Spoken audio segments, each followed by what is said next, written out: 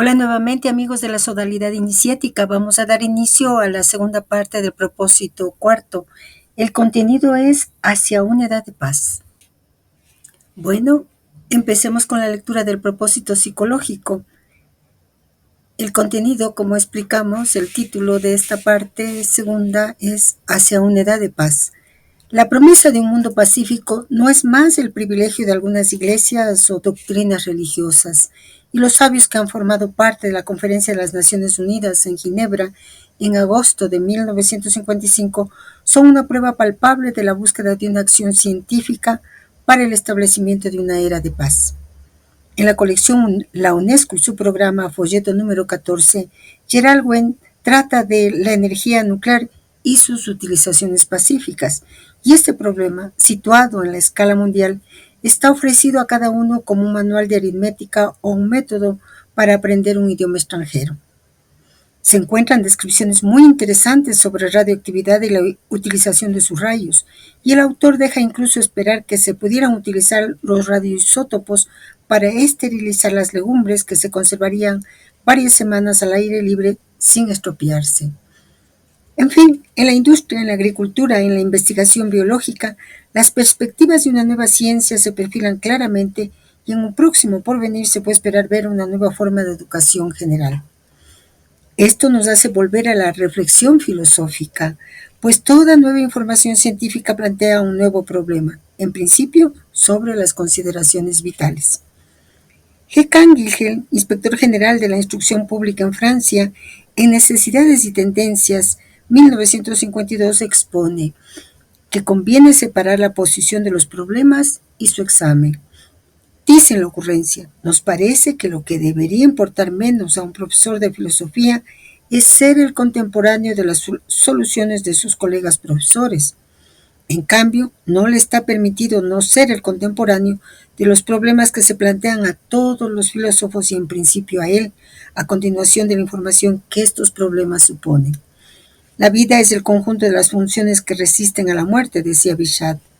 El principio de vida es desconocido en su naturaleza y no puede ser apreciado más que por sus fenómenos. Esta lucha por la existencia fue ya explicado en nuestro tomo 1, vida orgánica, vida animal y vida sexual. Son los tres estados que se manifiestan en grados diversos, según consideraciones muy particulares. En principio, hay el hecho de vivir y ya las divergencias filosóficas se anuncian. Las unas atestiguan un principio eterno, otras consideran una modalidad efímera. Viene después inmediatamente al espíritu. ¿Por qué? Karl Jaspers escribe, cuando yo adopté mi origen, como si yo lo hubiera querido, he llegado a la verdadera piedad filial, que puede quedarse incluso invulnerable en el odio. Yo no puedo romper con mis padres sin romper con una parte de mí mismo y conmover mis propios fundamentos. Concepción aproximada a la de Marcel en El misterio familiar. Es a mis padres que doy las gracias cuando soy feliz de vivir.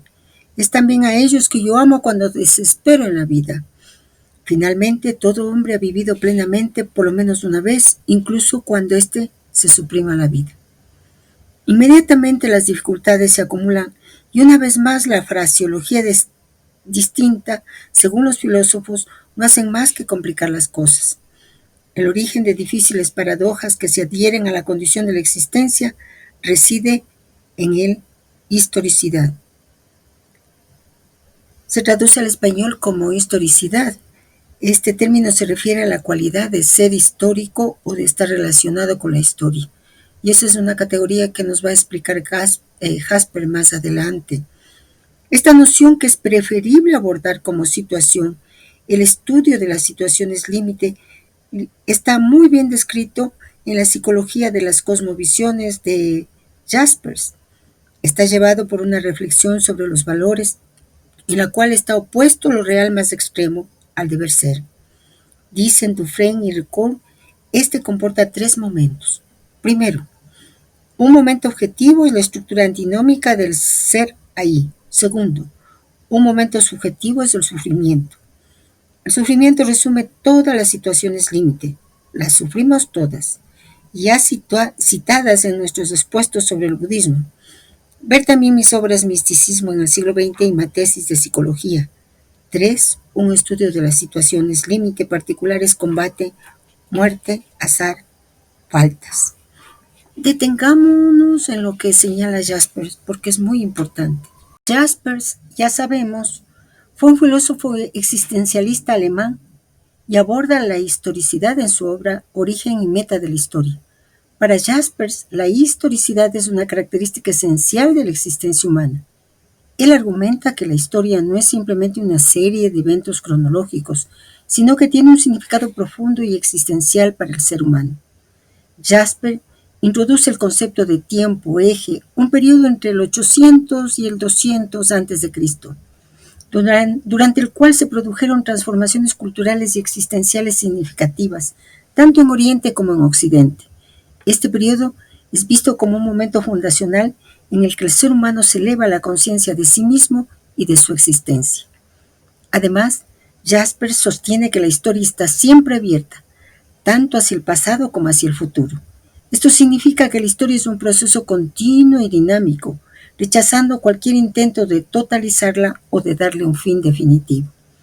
En resumen, para Jasper, la historicidad es la cualidad que permite al ser humano entenderse a sí mismo en el contexto de un devenir histórico, reconociendo tanto sus limitaciones como sus posibilidades.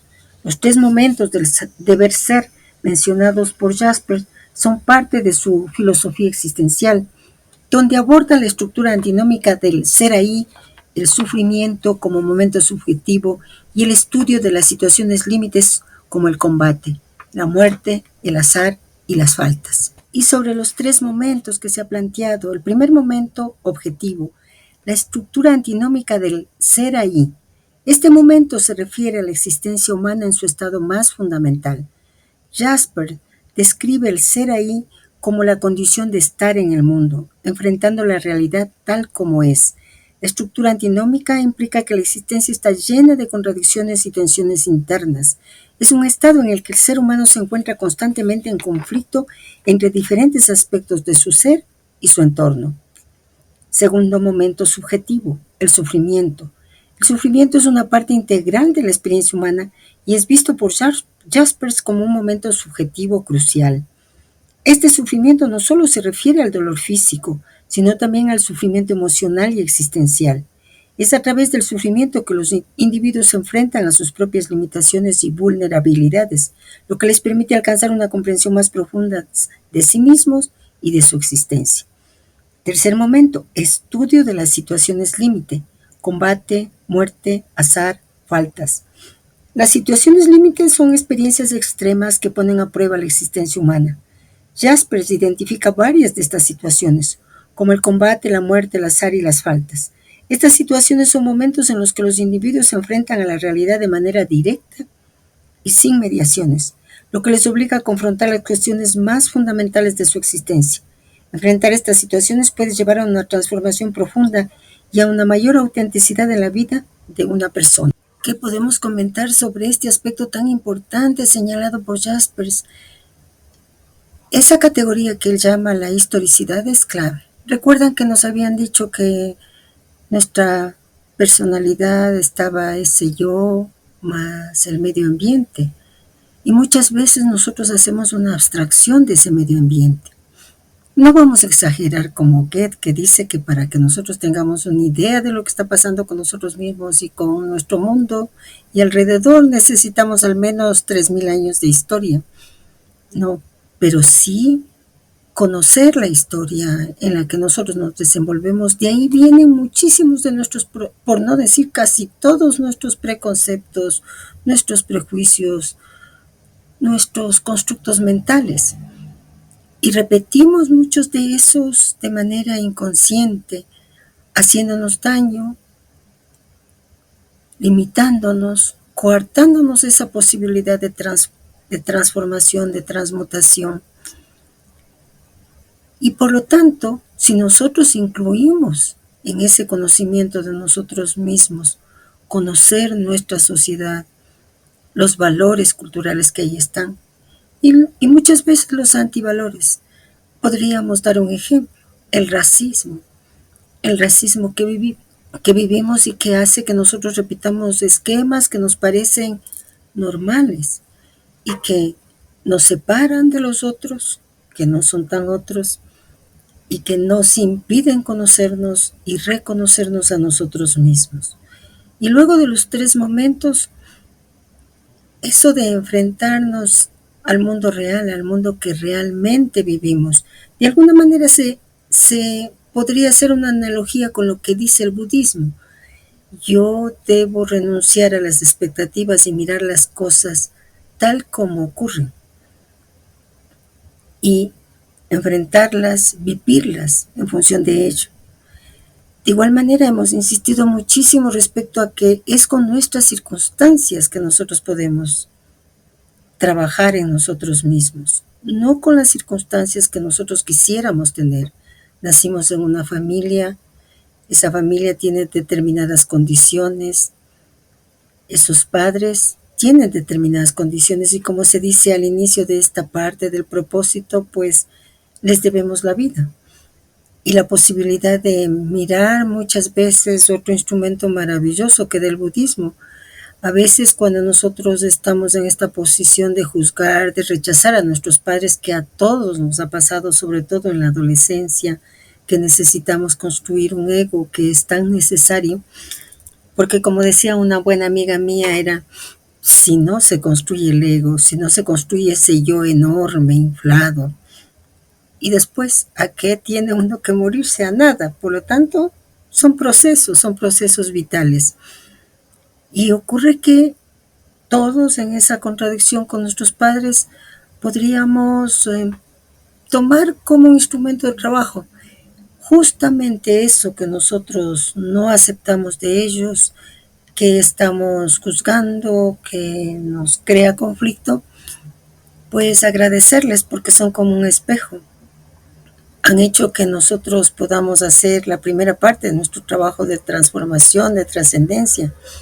Si en un espejo nos vemos a nosotros mismos, eso que rechazamos, eso es en lo que nosotros tenemos que trabajar. Y sí, es a través del sufrimiento que nosotros podemos aprender, pero la posibilidad también ahí hay que detenernos un poco, como plantea el budismo. Sí, el sufrimiento es así, es parte de la vida, pero es enriquecedor en la medida en que aprendo de mis errores, sin juzgarme, sin justificarme. Y eso va a evitar que yo repita la historia, que repita la historia. Cuando salgo del sufrimiento adolorido, atormentado, acusándome o acusando a las circunstancias, a las personas, simplemente no ha servido, no ha cumplido su función. Entonces, meditar en lo que dice Jasper es muy importante, y sobre todo en esa categoría de la historicidad. Para mí ha sido maravilloso encontrar esa categoría. Bueno, volvamos al propósito. Cuando planteamos la cuestión ¿qué es el ser?, encontramos al mismo tiempo que nosotros mismos que planteamos esta cuestión, no estamos ni en el principio ni en el fin. Planteamos toda cuestión absoluta del fondo de una situación relativa. Este primer misterio del ser reposa sobre todo en la comprensión de su origen y como escribía Descartes en sus cartas a Isabel en 1643, no parece que el espíritu humano sea capaz de concebir bien, distintamente y al mismo tiempo la distinción entre el alma y el cuerpo y su unión, a causa de que es necesario para ello el concebirlos como una sola cosa y en conjunto. Al concebirlas como dos, esto se contraría. La historicidad puede ser nombrada una categoría concreta de la existencia. Esta designa la unión de la existencia y del ser empírico. Dufresne, Ricoeur señala en esto lo que Jaspers debe a Kierkegaard. La historicidad es la repetición, mejor nombrada reafirmación. Abraham ha suspendido la ética, levantando el brazo sobre su hijo. Ha entrado así en una relación absoluta con Dios. Es por esto por lo que Dios ha devuelto a Isaac.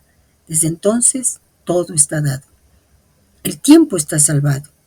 Por el absurdo, un segundo inmediato empieza más lejos de la angustia. La existencia que se ha tomado puede volver a tomar sobre ella su vida y todas las cosas. Pero no hay que olvidar que la reafirmación es el momento más hegeliano de Kierkegaard. La identidad de lo externo y de lo interno se vuelve a encontrar por Kierkegaard y por Nietzsche en el amor hecho. Es el grado ético cuyo símbolo es el casamiento. Es verdad que sobre este plan, lo subjetivo y lo objetivo no forman un todo idéntico, sino que están en tensión dialéctica. El maestre nos entrega una categoría concreta de la existencia. Vuelve a insistir la historicidad y dice que ésta designa la unión de la existencia y del ser empírico. Ser empírico, nosotros conocemos, se refiere a una perspectiva que enfatiza la importancia de la experiencia sensorial y la observación directa como fuentes de conocimiento. ¿Qué significa aquello de la historicidad? Cuando nos dicen que designa la unión de la existencia y el ser empírico. Escuchemos lo que dice Jaspers al respecto. ¿Qué significa aquello de que la historicidad designa la unión de la existencia y el ser empírico? Para Jaspers, nuestra existencia no puede ser entendida fuera del contexto histórico en el que vivimos. Nuestras experiencias, decisiones y acciones están siempre situadas en un marco histórico específico que influye y da forma a nuestra existencia. Jasper consideraba que la historicidad no solo se refiere a la experiencia individual, sino también a cómo esa experiencia está entrelazada con el contexto histórico y social en el que vivimos. Y es a través de esta interconexión que podemos encontrar un sentido más profundo de quiénes somos y de nuestra relación con el mundo. Jaspers argumenta que la existencia humana es siempre histórica, porque estamos constantemente en relación con el pasado, el presente y el futuro. Esta relación con el tiempo histórico es lo que nos permite comprendernos a nosotros mismos y a nuestra situación en el mundo. La historicidad, por tanto, no es solo un aspecto externo de nuestra vida, sino que está intrínsecamente ligada a nuestra identidad y a nuestra comprensión de nosotros mismos. Aparentemente parece ser que nos estuvieran repitiendo el tema, pero realmente es que ese nosotros mismos tiene una dimensión que abarca tanto lo personal como lo colectivo, y en eso hay que recalcar, y eso siempre tenemos que recordar. Nos dicen que el ser humano es un animal social, pero generalmente nos olvidamos de ello, y por lo tanto recordar lo que implica esta categoría de la historicidad, pues nos permite conocernos más a nosotros mismos y trascender todas esas limitaciones. Nos podemos dar cuenta que la obra nos está llevando a dos campos de conocimiento, filosofía e historia. Podemos preguntarnos por qué, a propósito de qué, que es nuestra pregunta clave, porque nos ofrecen una riqueza de conocimientos y perspectivas que pueden ayudarnos a entendernos mejor, a entender mejor nuestro mundo y a entender mejor ese nosotros mismos. Y de eso, recordemos, trata nuestro trabajo interior. Jasper introduce el concepto de situaciones límite, que aunque ya lo vimos antes, es necesario recordar siempre que son experiencias extremas que nos confrontan con la realidad de nuestra existencia y nos obligan a reflexionar sobre nuestra vida y nuestras decisiones. Esas experiencias extremas, Jasper dice que es la muerte, el sufrimiento o la culpa, y que nos revelan la profundidad de nuestra historicidad y nos impulsan a buscar un sentido más profundo en nuestra existencia. Podemos introducirnos en todos estos elementos, bucear en nuestra alma y reconocernos. El maestro nos habla de Kierkegaard y su momento más hegeliano. Nos dice, Abraham ha suspendido la ética, levantando el brazo sobre su hijo. Ha entrado así en una relación absoluta con Dios. ¿Y a propósito de qué? Dice, a propósito de qué puede ser contestado ahora y más tarde por nuestra alma si es que nosotros profundizamos un poquito el pensamiento de Kierkegaard. Veamos lo que él nos dice. Søren Kierkegaard, en su obra Temor y Temblor, explora la historia bíblica de Abraham y el sacrificio de su hijo Isaac para ilustrar conceptos profundos sobre la fe y la ética. Cuando Kierkegaard dice que Abraham ha suspendido la ética, se refiere a la idea de que Abraham, al estar dispuesto a sacrificar a su hijo por mandato divino, trasciende las normas éticas universales en favor de una relación directa y absoluta con Dios. Abraham actúa en contra de la ética común que prohíbe el asesinato, porque su fe en Dios y su obediencia a lo que él percibe como un mandato divino son más importantes. Esta suspensión teleológica de la ética significa que los fines divinos teleológicos pueden justificar la suspensión de las normas éticas humanas. Y bueno, también veamos un poquito qué significa el término teleológico, sobre todo para quienes no tenemos formación de filósofos. Proviene del griego telos, que significa fin o propósito. En filosofía, la teleología se refiere al estudio de los fines o propósitos en los procesos naturales y humanos. Una explicación teleológica es aquella que interpreta un fenómeno en términos de su propósito o función final. Kierkegaard utiliza esa historia para destacar la paradoja de la fe. La verdadera fe puede requerir actos que parecen irracionales o inmorales desde una perspectiva ética humana, pero que son justificados por una relación absoluta con lo divino. Este acto de fe extrema es recompensado por Dios, quien provee un carnero para el sacrificio en lugar de Isaac. La historia subraya la idea de que la fe verdadera puede requerir la suspensión de las normas éticas convencionales y que Dios, reconociendo la fe inquebrantable de Abraham, interviene para evitar el sacrificio de Isaac. Es un ejemplo poderoso de cómo la fe y la ética pueden entrar en conflicto y cómo la fe puede llevar a una resolución que trasciende la lógica humana. Kierkegaard plantea algunos elementos importantes para aproximarnos a ese acto de fe absoluta. Él tenía una visión muy interconectada de la existencia humana. Primero, la angustia y la desesperación. Veía la angustia como una parte inevitable de la condición humana, especialmente cuando enfrentamos la libertad y la posibilidad de tomar decisiones significativas. La desesperación, por otro lado, surge cuando no logramos encontrar un propósito o sentido en nuestras vidas. Segundo, el concepto de la elección. Para Kierkegaard, nuestras elecciones son fundamentales para definir quiénes somos. La libertad de elección puede ser tanto una bendición como una carga, ya que implica responsabilidad y la posibilidad de error. Tercero, la esfera estética versus la esfera ética. Kierkegaard describe dos modos de vida: el estético, centrado en la búsqueda de placer y experiencias, y el ético, enfocado en la responsabilidad y las normas morales. La transición de una esfera a otra es un proceso de crecimiento personal. Cuarto, el caballero de la fe. Esta figura representa a alguien que ha alcanzado una relación absoluta con Dios. Más allá de las normas éticas convencionales, el caballero de la fe vive en un estado de paradoja, confiando plenamente en lo divino incluso cuando sus acciones parecen irracionales desde una perspectiva humana.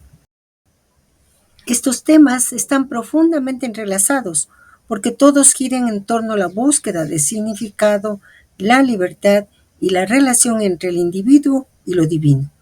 Kierkegaard nos invita a reflexionar sobre cómo enfrentar nuestras propias vidas y decisiones. Pero es importante hacer una aclaración. Kierkegaard distingue entre la fe del carbonero y la fe absoluta del caballero de la fe. La fe del carbonero se refiere a una fe simple y sin cuestionamientos, basada en la aceptación de las enseñanzas religiosas sin una reflexión profunda.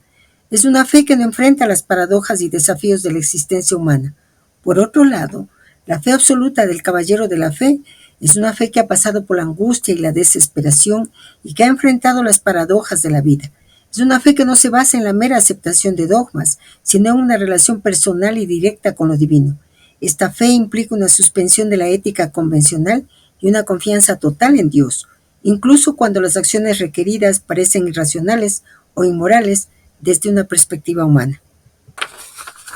Bueno, ahora que hemos profundizado, aunque sea un poquito en el pensamiento de Kierkegaard, podemos entonces comprender a propósito de qué nos están contando todo esto. Abraham debe confiar en Dios y estar dispuesto a sacrificar a su hijo Isaac. Y nosotros tenemos cosas, relaciones, recuerdos, ideas, etcétera, etcétera, que son nuestro hijo Isaac. Y que por un acto de fe extrema que no puede ser comprendido ni justificado racionalmente, debemos sacrificar. Desde el propósito 1, hemos aceptado lo absurdo y lo paradójico que resulta nacer de nuevo. Ahora podemos ver, escuchar, comprender que nos están planteando un nuevo reto, paradójico realmente. Y es que podemos aceptar que es posible tener una relación directa con lo divino. En resumen, para Kierkegaard, la fe es un acto de confianza absoluta en lo divino que trasciende la razón y la lógica humana, nos dice. Es un compromiso profundo, personal, que a menudo desafía nuestras expectativas y comprensiones racionales. Y cuando la razón, pues, quiere defenderse, nos pone dudas, nos pone angustias, porque tenemos que morirnos a ese pasado que no es nuestro en definitiva. Y ese pasado que no es nuestro, ese ego que no es nuestro hijo Isaac. Lo cuidamos, lo mimamos, lo protegemos, no queremos que nadie lo tope. Pero ahí está lo que nos está planteando la obra a través de la enseñanza de Kierkegaard. Con todo lo que hemos visto desde el inicio de los propósitos, podemos dar el salto que propone la nueva lógica de Jaspers. En el propósito dice, en fin, para resumir el método sobre la claridad de la existencia, he aquí el esquema que Jaspers propone para su nueva lógica. Y aunque está en el propósito psicológico, nosotros lo hemos copiado en un banner para que podamos mirarlo ustedes y yo que estoy acá al otro lado. A la izquierda, las categorías kantianas. A la derecha, los conceptos existenciales. Mientras que Kant dice realidad objetiva, justificable con reglas, nosotros tenemos el concepto existencial, realidad existencial sin reglas. Mientras que acá, a la izquierda, causalidad, a nuestra derecha, libertad. Permanencia de la sustancia en el tiempo, intermitencias de la existencia que no se mantiene sino por su constancia. Acción recíproca de las sustancias. A cambio, el salto es comunicación de las existencias. Es real lo que concierne a una sensación. El salto es real lo que está incondicionado en el instante. Grados cuantitativos, rango o nivel. Es posible lo acorde con las condiciones de tiempo. El salto es posible lo que es en el futuro abierto y está suspendido a mi elección. Es necesario lo que es real en todo tiempo, en el tiempo indefinido.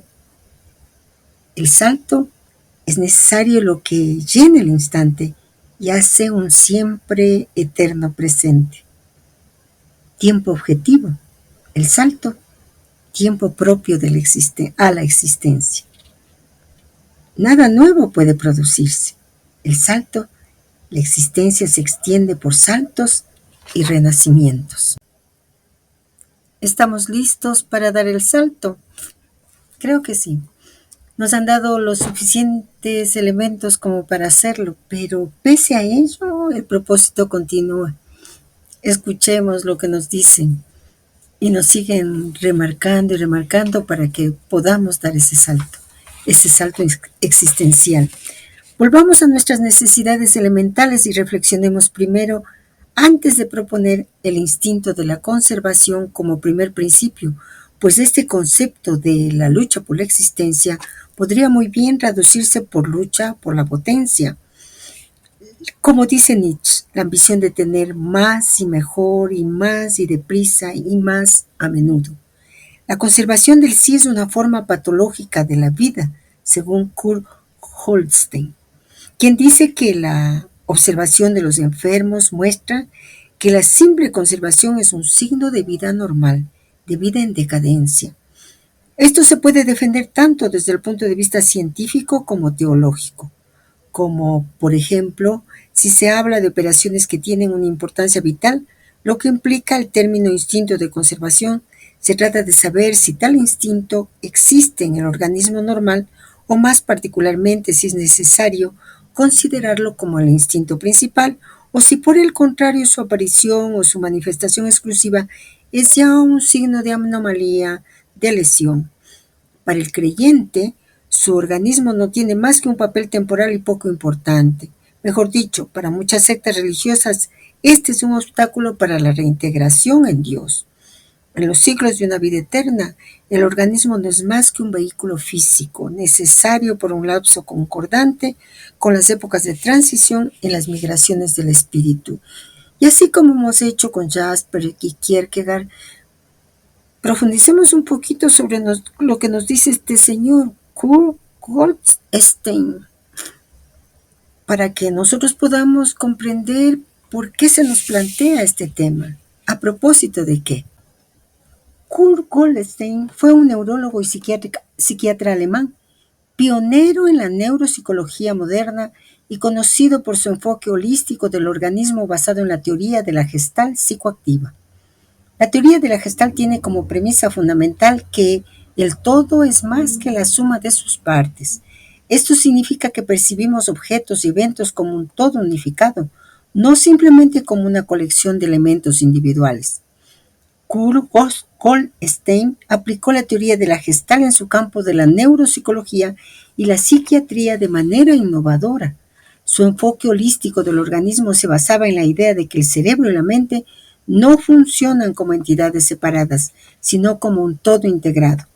Goldstein creía que para entender las funciones cerebrales y los trastornos neurológicos era esencial considerar al organismo en su totalidad en lugar de enfocarse únicamente en partes aisladas. En su trabajo con pacientes con lesiones cerebrales, Goldstein observó que los síntomas no podían ser comprendidos completamente sin tener en cuenta el contexto global del individuo. Por ejemplo, en lugar de ver la afasia, pérdida de la capacidad de hablar, simplemente como un problema de lenguaje, Goldstein lo interpretaba como una manifestación de un cambio más amplio en la capacidad del paciente para interactuar con su entorno y realizarse a sí mismo. Goldstein también influyó en el desarrollo de la terapia gestal, una forma de psicoterapia que se centra en la experiencia presente y la autorrealización. Su enfoque holístico y su énfasis en la autorrealización y la adaptación activa al entorno fueron fundamentales para esta corriente terapéutica. Cuando Goldstein menciona que la simple conservación es un signo de vida anormal, de vida en decadencia, se refiere a su teoría de que un organismo saludable no solo busca mantener su estado actual, sino que también se esfuerza por crecer y autorrealizarse. Según él, la vida en su forma más plena implica un proceso continuo de autorrealización y adaptación activa al entorno. La mera conservación sin este impulso hacia el crecimiento y la adaptación indica una vida que no está funcionando de manera óptima, lo que él consideraba un signo de enfermedad o decadencia. Kurt Goldstein consideró el instinto de conservación en sus planteamientos, pero lo interpretó de una manera particular. Para él, el instinto de conservación no se limitaba simplemente a la supervivencia física, sino que también incluía la autorrealización y el crecimiento personal.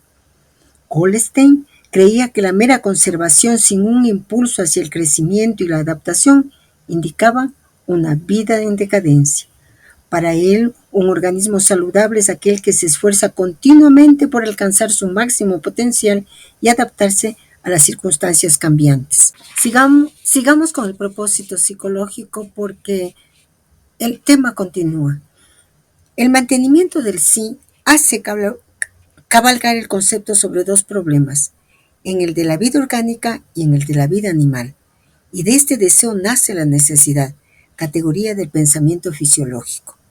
Este puede satisfacerse en parte por un funcionamiento interno, la llamada, por ejemplo, a la función glicogénica del hígado para restablecer el equilibrio del organismo pobre en metabolismo. Pero será completado por el papel del comportamiento externo. El medio interno viene a ser en ciertos momentos incapaz de aprovisionar las sustancias reparadoras y este es el origen del hambre. Esta hambre global que se refleja en la esfera psíquica es debido al gasto total o casi generalizado y se refiere al agua, las sales, las grasas, las sustancias proteicas, los hidratos de carbono. El hombre especifica son las necesidades particulares provenientes de los déficits sustanciales que siente el medio interno y el eminente fisiologista catalán Ramon Turro, cuyos trabajos sobre el mecanismo del hombre son notorios, se extraña de que los animales absorben en una medida conocida y según su especie las sustancias necesarias para su organismo. ¿Cómo han aprendido estos en esta conciencia inferior donde se acusa el hambre que tales cuerpos contienen, al menos virtualmente, las sustancias que reclaman por su empobrecimiento al sentido interno? ¿Cómo han aprendido que es necesario absorber 40 o 80 gramos de carne o 300 o 400 gramos de legumbres para reparar exactamente sus pérdidas? Y concluye, tal es el verdadero problema psicofisiológico del hambre. Este problema no está abordado por la química biológica, pues antes que la ciencia hubiera hecho los cálculos de la ración de las diversas sustancias que deben reemplazar los productos de la falta de asimilación, el hombre y los animales se conformaban sin saberlo.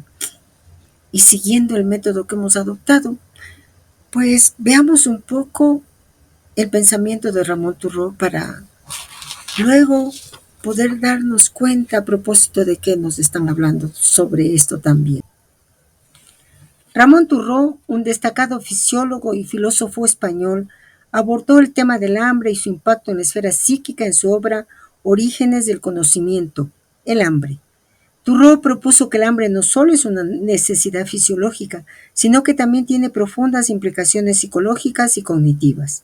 Según Turró, el hambre actúa como un motor fundamental del comportamiento y del pensamiento. Él argumentaba que muchas de nuestras acciones y decisiones están influenciadas por la necesidad de satisfacer el hambre, lo que a su vez afecta nuestra percepción, atención y procesos cognitivos. En otras palabras, el hambre no solo impulsa la búsqueda de alimentos, sino que también moldea nuestra manera de pensar y de interactuar con el mundo. Ramón Turró argumentaba que el hambre tiene un impacto significativo en nuestra manera de pensar y actuar. Según él, el hambre no es solo una necesidad fisiológica, influye en nuestra esfera psíquica de varias maneras. Primero, motivación y comportamiento. El hambre actúa como un motor fundamental que impulsa nuestras acciones. La necesidad de satisfacer el hambre puede dirigir nuestro comportamiento hacia la búsqueda de alimentos, lo que a su vez afecta nuestras decisiones y prioridades. Segundo, percepción y atención. Cuando estamos hambrientos, nuestra percepción y atención pueden estar más enfocados en encontrar comida. Esto puede hacer que seamos más sensibles a los estímulos relacionados con los alimentos y menos atentos a otros aspectos del entorno. Tercero, procesos cognitivos. El hambre puede influir en nuestros procesos cognitivos como la memoria y la toma de decisiones. Por ejemplo, la falta de nutrientes puede afectar la función cerebral, lo que puede llevar a una disminución en la capacidad de concentración y en el rendimiento cognitivo. Cuarto, emociones y estado de ánimo. El hambre también puede afectar nuestro estado emocional.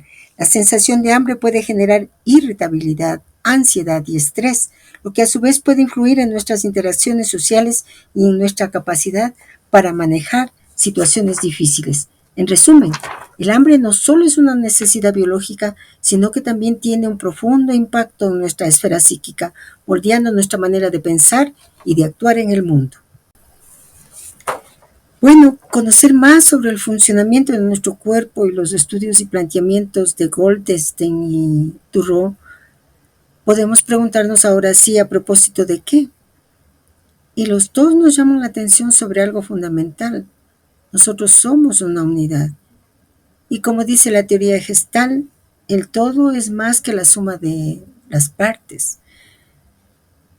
Nuestra vida es un todo unificado. Por tanto, solucionar la dicotomía, la polarización entre cuerpo y alma, nos permite conocernos. Y si vemos y si aplicamos esa categoría de historicidad que Jaspers nos ha entregado, nos podremos dar cuenta de que esa dicotomía, esa polarización entre cuerpo y alma es histórica. Tenemos que profundizar un poquito en la historia y ver de dónde viene esa polarización y trascenderla.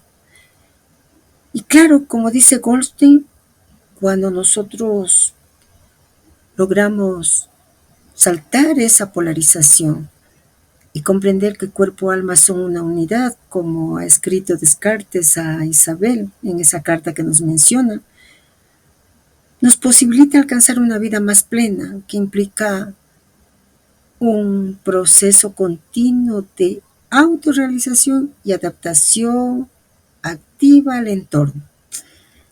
Y realmente, en lo personal, a mí me ha recordado algo que casi todas las tradiciones señalan. La pobreza es paralizante. Y con lo que dice Thoreau sobre el hambre, el alma logra comprender que así mismo es.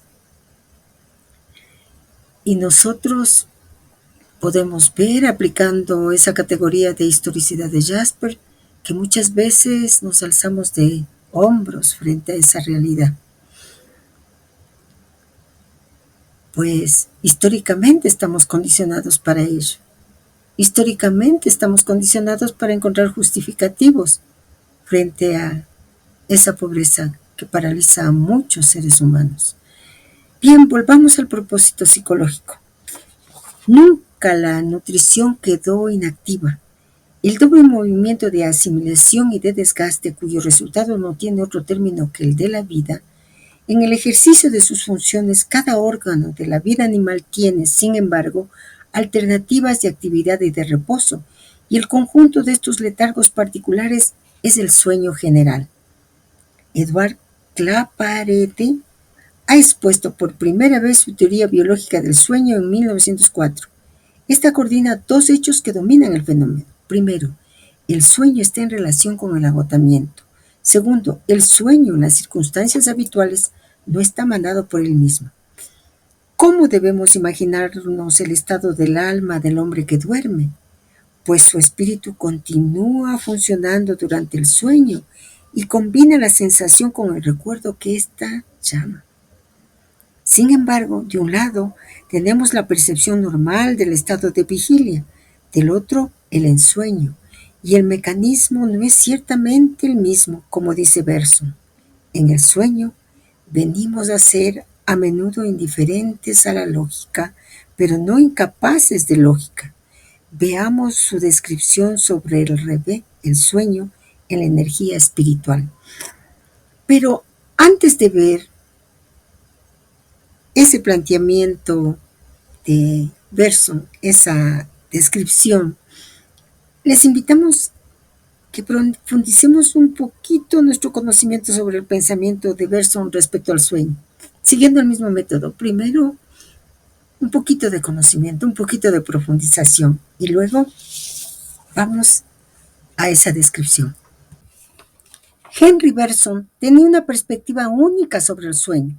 En su obra, La construcción del sueño, argumenta que los sueños son una extensión de nuestras capacidades de pensamiento y que durante el sueño nuestras potencialidades se materializan. Según Bergson, el proceso de soñar libera nuestra sensibilidad y permite que nuestra mente explore variaciones de nuestros recuerdos y experiencias de una manera que no es posible durante la vigilia. También sugiere que los sueños no son simplemente una serie de imágenes incoherentes, sino que tienen una estructura y una lógica propias, aunque diferentes de las de la vida despierta. Esta perspectiva destaca la importancia de los sueños como una parte integral de nuestra experiencia consciente y no solo como fenómenos aleatorios. Henry Bergson, al hablar de nuestras potencialidades, se refiere a las capacidades y posibilidades latentes en el ser humano que pueden manifestarse en diferentes circunstancias. Bergson creía que durante el sueño estas potencialidades se liberan y se expresan de maneras que no son posibles durante la vigilia. Esto se debe a que el sueño permite una mayor libertad creativa y una exploración más profunda de nuestros recuerdos y experiencias. Para él, las potencialidades son una parte esencial de nuestra naturaleza y los sueños actúan como un medio para que estas capacidades se materialicen y se exploren. Esta idea subraya la importancia de los sueños como una parte integral de nuestra experiencia consciente, ya que nos permiten acceder a aspectos de nuestra mente que de otro modo permanecerían ocultos.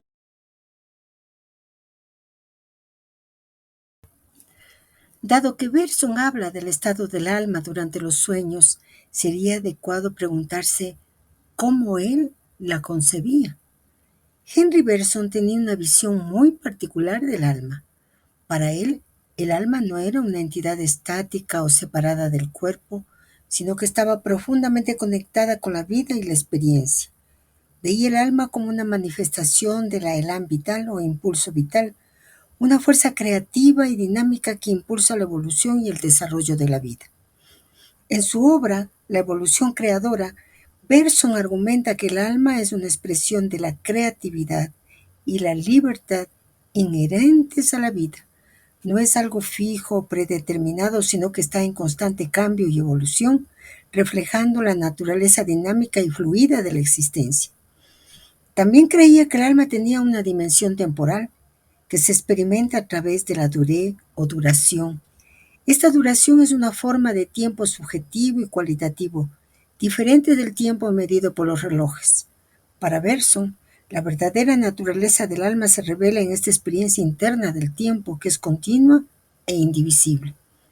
En resumen, para Bergson, el alma es una fuerza vital, dinámica y creativa, profundamente entrelazada con la vida y la experiencia temporal. Bueno, ahora estamos listos para escuchar a Bergson y escuchar y comprender y asir los mecanismos que él nos entrega.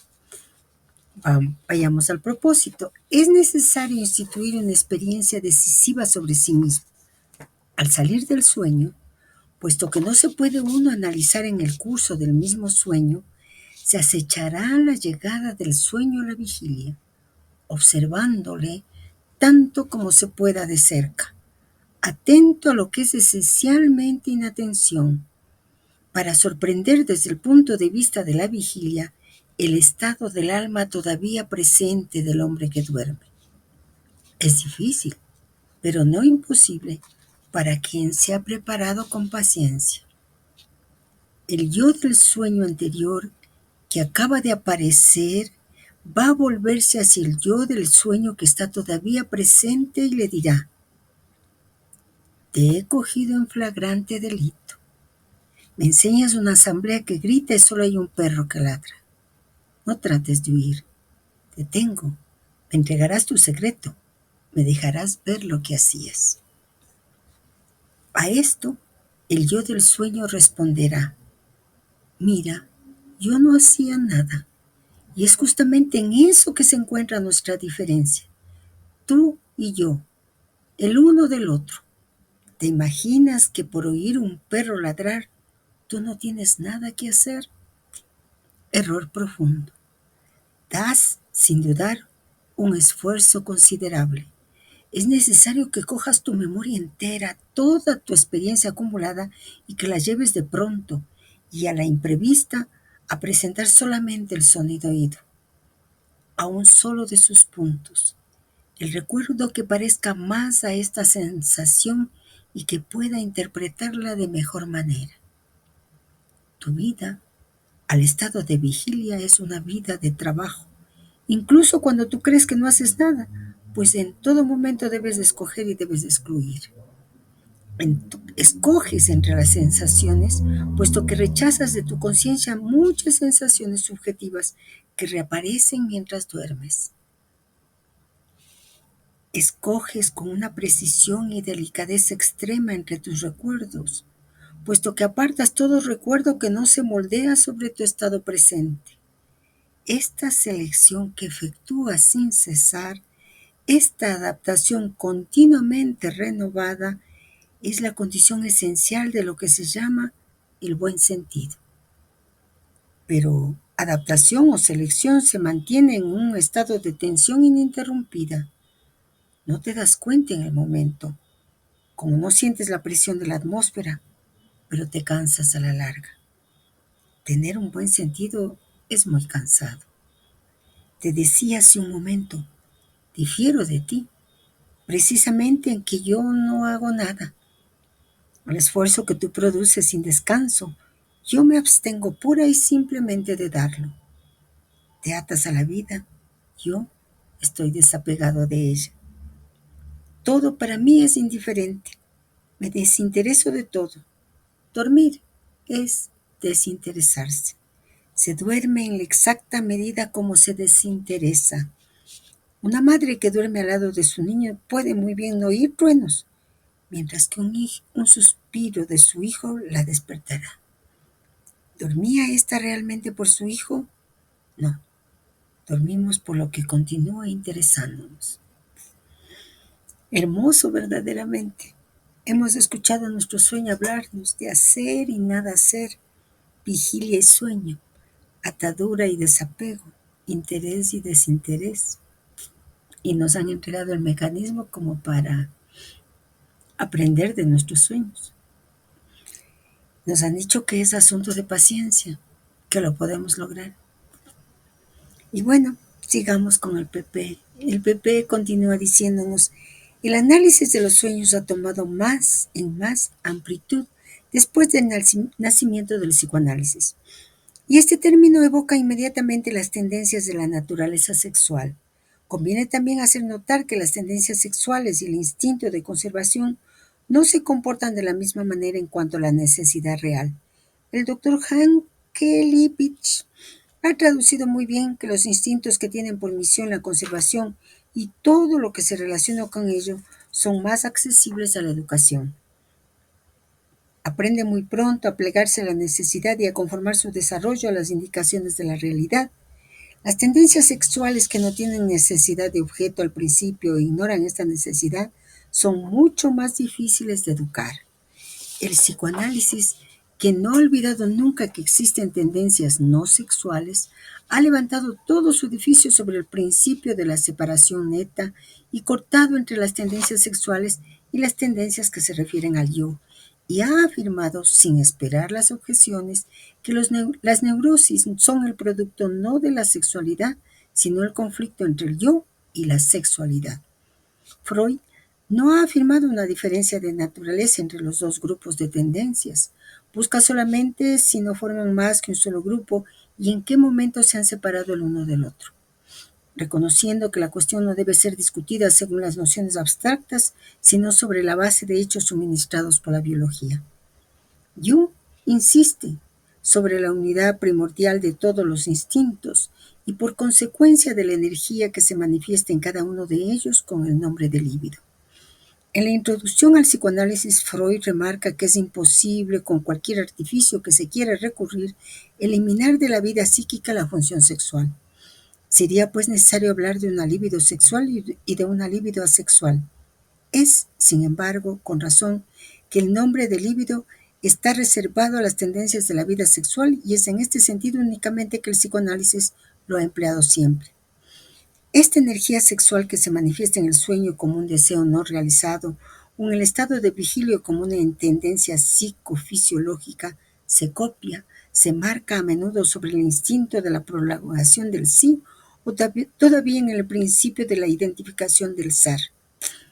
Nos hablan de la libido, que tanto Freud como Jung plantean en sus teorías. Veamos sus planteamientos, sus diferencias, sigamos el mismo método, conozcamos un poco más sobre el tema que nos están planteando. Sigmund Freud y Carl Jung, dos figuras prominentes en la psicología, tenían concepciones distintas sobre la libido, lo que refleja sus diferentes enfoques teóricos. Freud y la libido. Para Freud, la libido era una energía psíquica primordialmente sexual que impulsaba el comportamiento humano. La consideraba parte del id, la estructura de la personalidad que busca la gratificación inmediata de los deseos y necesidades. Freud veía la libido como la fuerza motriz detrás de todas las acciones humanas, no solo en términos de deseo sexual, sino también en la búsqueda de placer en general. El id es uno de los tres componentes de la estructura de la personalidad, según la teoría psicoanalítica de Sigmund Freud. Los otros dos componentes son el ego y el superego. Expliquemos brevemente cada uno. El id. ¿Cuál es su naturaleza? El id es la parte más primitiva y básica de la personalidad.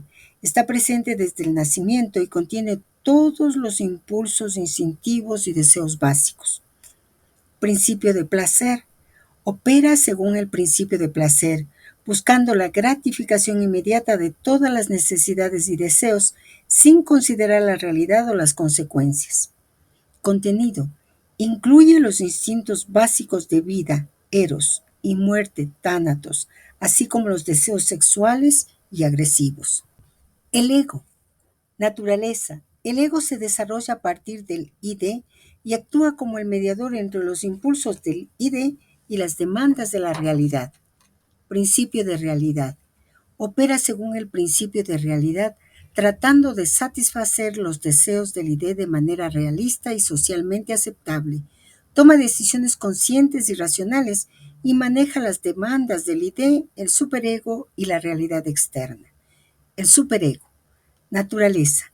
El superego es la parte de la personalidad que representa los ideales y valores morales internalizados aprendidos de los padres y la sociedad. Principio de moralidad.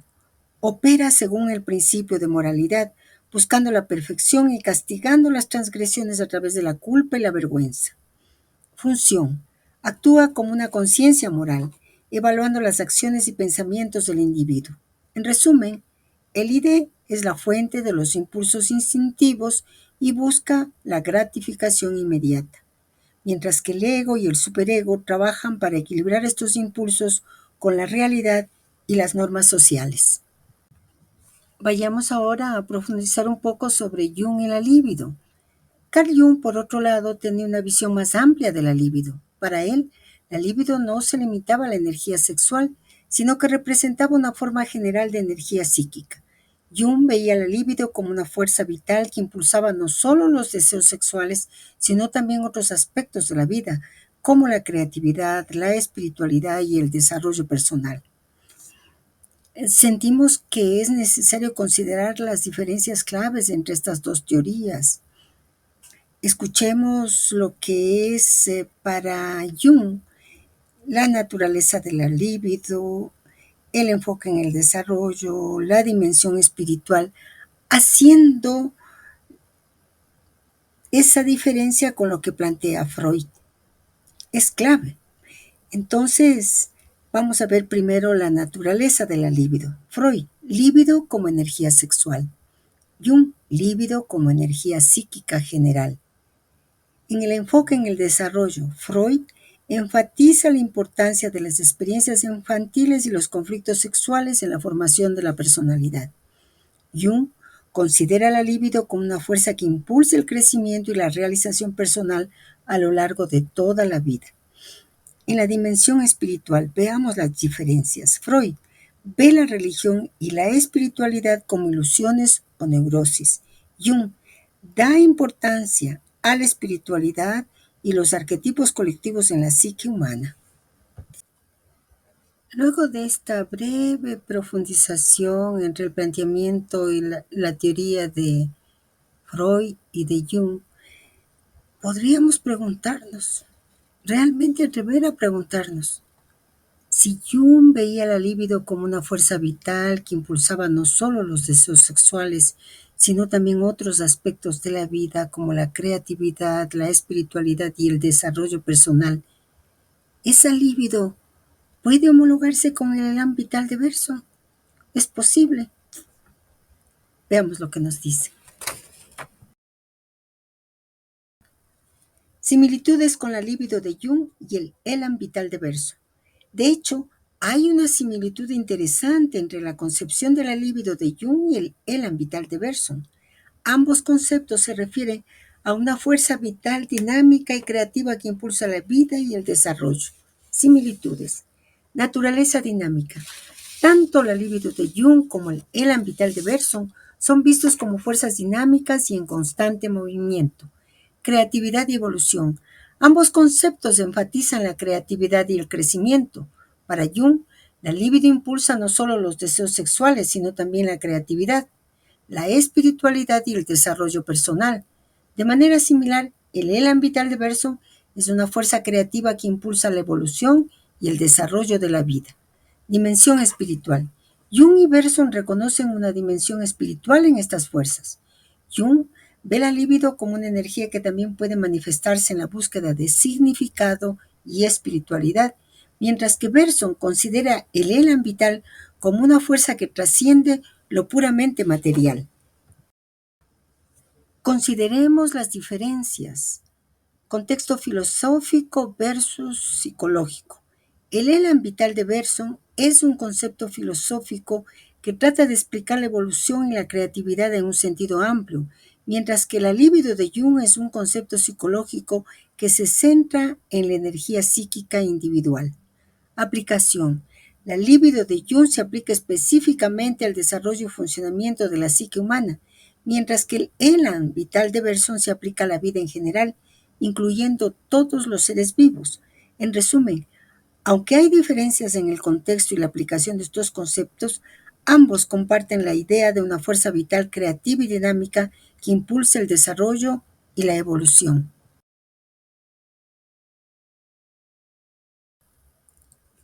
A medida que nos adentramos en el conocimiento que el propósito psicológico nos entrega a través de filósofos científicos,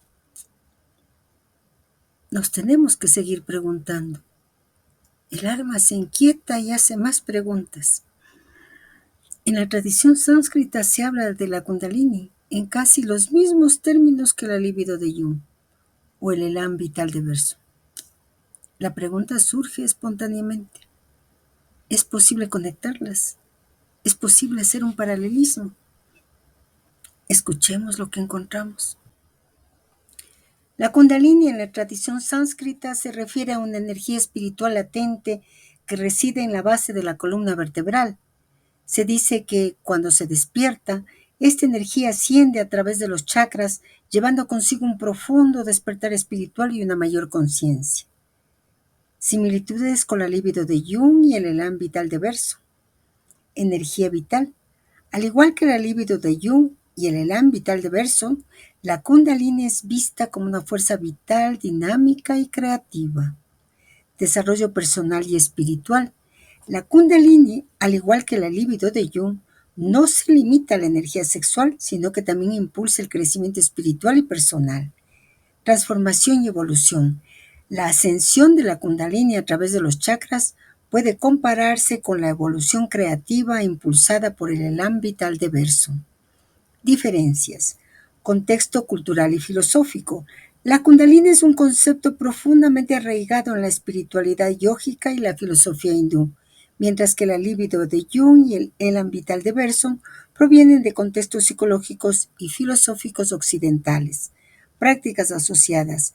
El despertar de la Kundalini a menudo se asocia con prácticas específicas de meditación y yoga, mientras que la libido de Jung y el elan vital de Bergson son más teóricos y no están vinculados a prácticas espirituales específicas. En resumen, aunque provienen de tradiciones y contextos diferentes, la Kundalini, la libido de Jung y el elan vital de Bergson comparten la idea de una energía vital dinámica que impulsa el desarrollo y la transformación.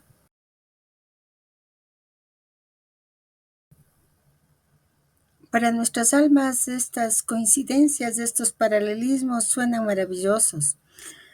¿Qué podemos comentar?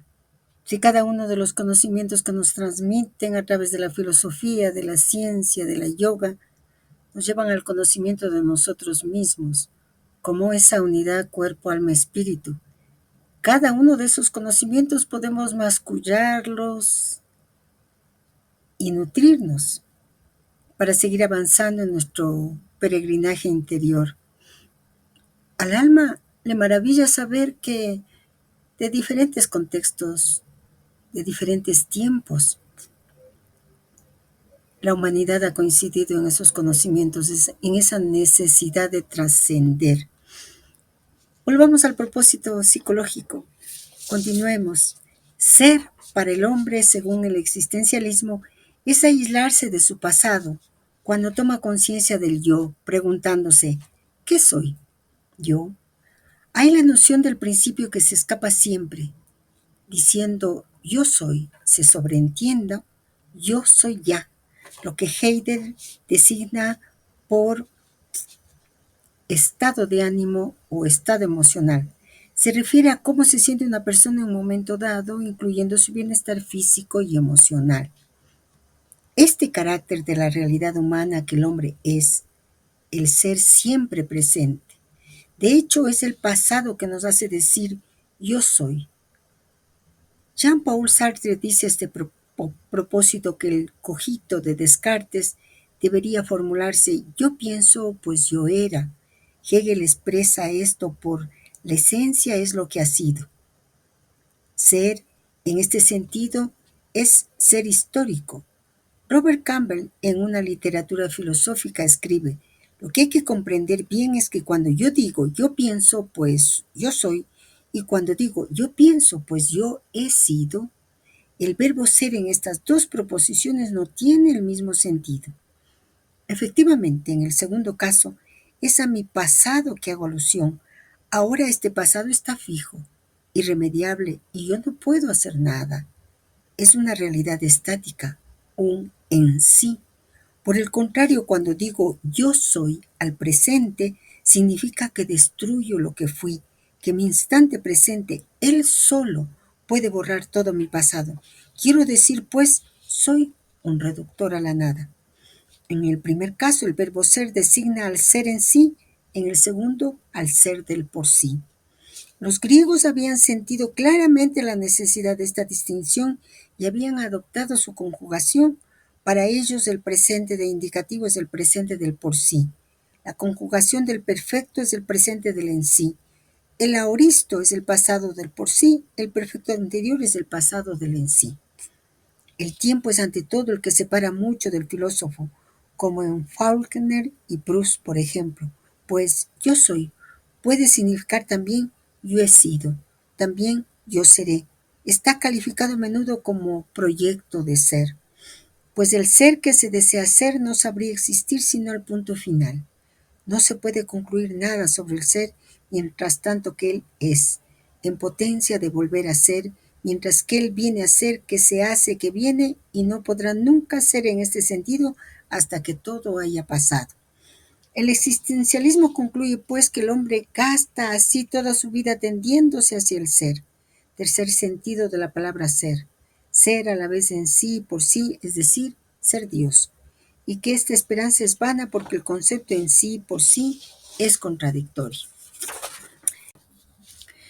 Tal vez por nuestra falta de formación en filosofía, nosotros nos preguntamos si el existencialismo habla del en sí, del por sí, de la nada.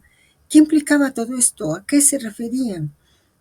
Y claro, hay que profundizar, investigar un poco y hemos encontrado lo siguiente.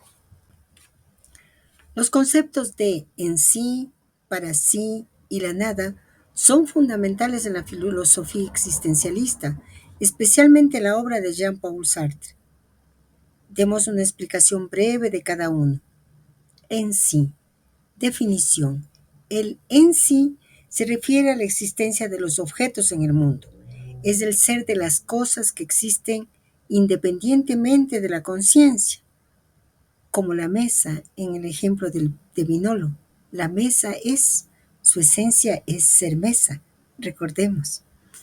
Características. Es completo, fijo y no tiene conciencia de sí mismo. Los objetos simplemente son, sin cuestionarse su existencia. Recordemos lo que nos contaron al inicio de este propósito. Los tiempos de flores no se los tiestos de flores no se aburren.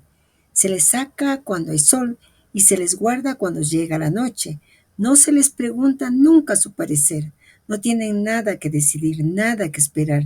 No se imaginan nada tan absorbedor como el aspirar el aire y la luz por todos los poros. Para sí. Definición.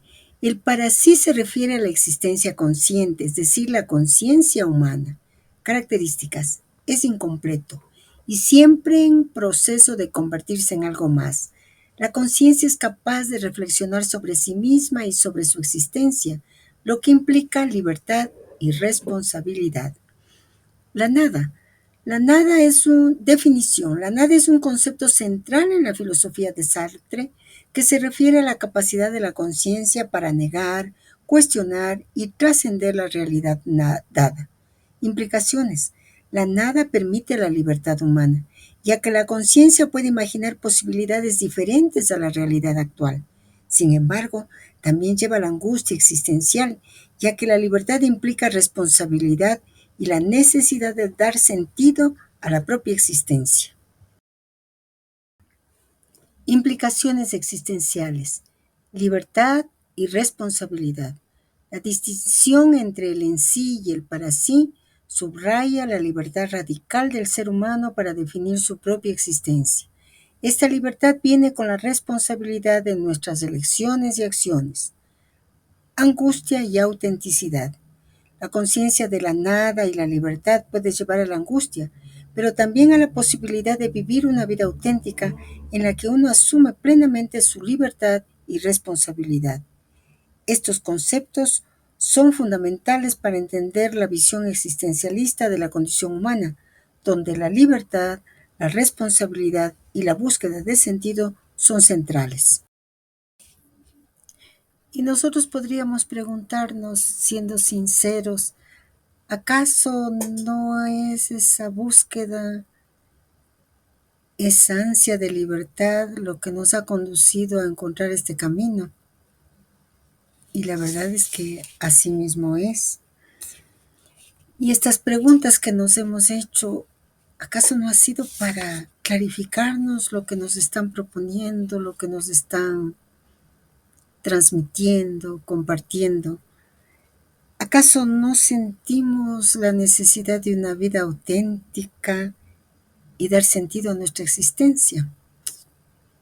Pues todo eso nos transmiten a través del existencialismo, a través de ese conocimiento filosófico, psicológico, ese conocimiento científico. Y nos dan los elementos para continuar con nuestro trabajo interior. Volvamos al propósito entonces. Digamos seguidamente que ciertas filosofías orientales han resuelto el problema y que los místicos han realizado este concepto más allá de toda expresión del lenguaje literario. El ser está enteramente acaparado por el mundo. Su sentido no puede, por otra parte, ser comprendido sino en relación con la aparición de este mundo. El Dasein es la manifestación inmediata. Los alemanes emplean la palabra Dasein para designar el ser empírico en general, cuya calidad principal es la de estar ahí.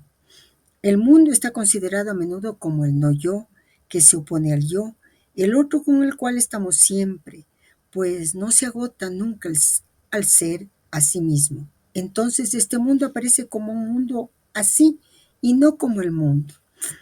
Bueno, buscando, Dasein es un término alemán que se traduce literalmente como ser ahí o existencia. Fue popularizado por el filósofo Martin Heidegger en su obra Ser y Tiempo. En el contexto de la filosofía de Heidegger, Dasein se refiere a la experiencia de ser que es peculiar a los seres humanos. Es un concepto central en su análisis de la existencia y la conciencia humana. Preguntas, preguntas y preguntas surgen ante este conocimiento desconocido. Si los existencialistas manifestaban que el mundo estaba considerado a menudo como el no yo, que se opone al yo, ¿cuál es el sentido de esta consideración? Buscando, encontramos lo siguiente. El existencialismo, una corriente filosófica que se centra en la experiencia individual y la libertad personal, a menudo considera el mundo como el no yo, en oposición al yo. Esta perspectiva surge de la idea de que el yo es la conciencia individual, mientras que el no yo representa todo lo que está fuera de esta conciencia, es decir, el mundo exterior. La consideración del mundo como el no yo subraya la separación entre el individuo y el entorno. Esta distinción es crucial para los existencialistas porque enfatiza la soledad y la responsabilidad del individuo en la creación de su propio significado y propósito en un mundo que, en sí mismo, no tiene un significado inherente. En otras palabras, el mundo no proporciona un sentido predefinido. Es el individuo quien debe enfrentarse a esta falta de sentido y a través de sus elecciones y acciones construir su propia identidad y propósito. Esta visión también resalta la tensión y el conflicto entre el yo y el no yo, ya que el individuo debe constantemente negociar su existencia y su libertad en un mundo que puede ser indiferente o incluso hostil. Es en esta lucha donde el individuo encuentra su autenticidad y define su esencia.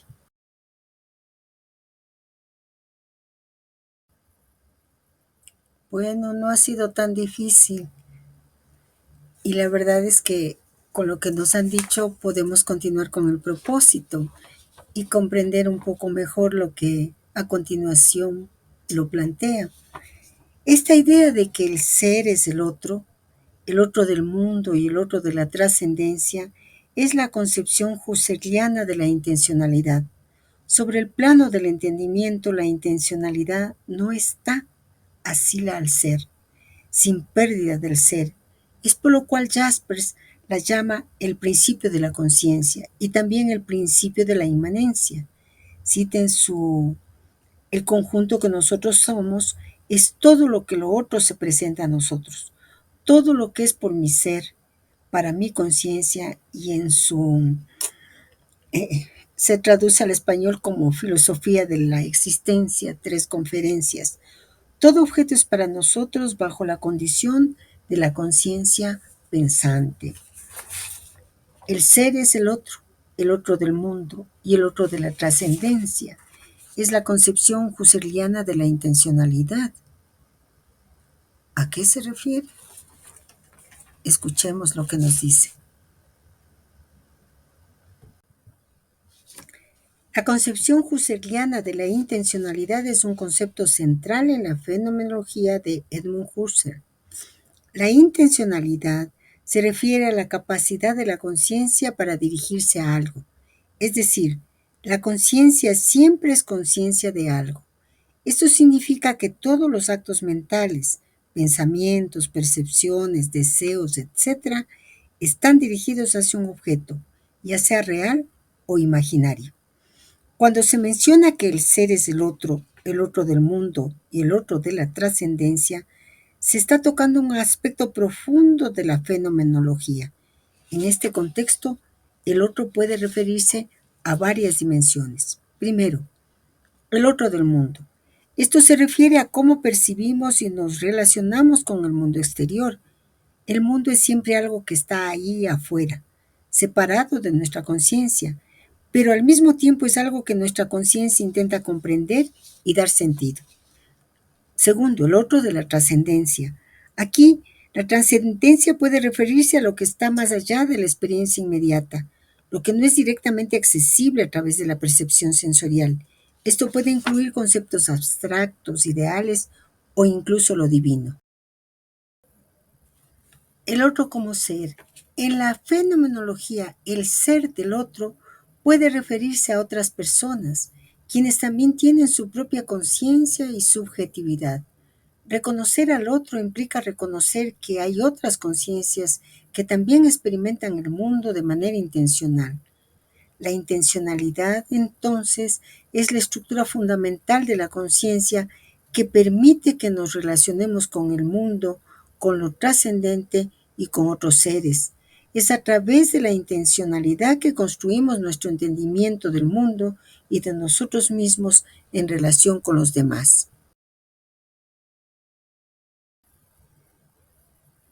Preguntándonos, estamos adentrándonos en esa filosofía que, como nos decían al inicio, filosofar es trascender, y así ha sido.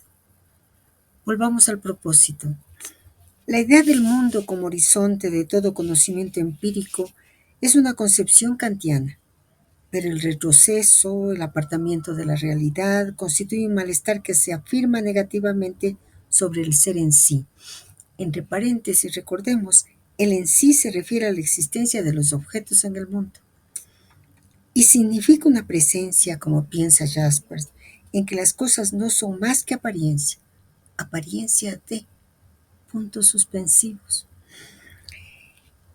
Y esos puntos suspensivos llevan a las inquietudes y a las preguntas. Si el ser en sí, que ya sabemos, el en sí se refiere a la existencia de los objetos en el mundo y significa una presencia, como piensa Jasper, en que las cosas no son más que apariencia, apariencia de. La pregunta sería, ¿a qué se refiere Jasper? Karl Jaspers, un filósofo existencialista, desarrolló la idea del en sí para describir la existencia de los objetos en el mundo. Según Jaspers, el en sí se refiere a la presencia de las cosas tal como son, sin la intervención de la conciencia humana. En otras palabras, los objetos existen independientemente de nuestra percepción de ellos. Jaspers también habla de la apariencia de las cosas, sugiriendo que lo que percibimos no es la realidad en sí mismo, sino una representación de ella. Esta idea se relaciona con la fenomenología que estudia cómo los fenómenos se presentan a nuestra conciencia. Para Jaspers, la apariencia es la forma en que los objetos se manifiestan a nosotros, pero siempre hay una realidad subyacente que no podemos captar completamente. En resumen, Jasper utiliza el concepto de en sí para destacar la diferencia entre la realidad objetiva de los objetos y la forma en que estos se nos aparecen. Esta distinción es fundamental para entender su filosofía de la existencia y su enfoque en la trascendencia y la búsqueda de sentido en un mundo que puede parecer solo una apariencia.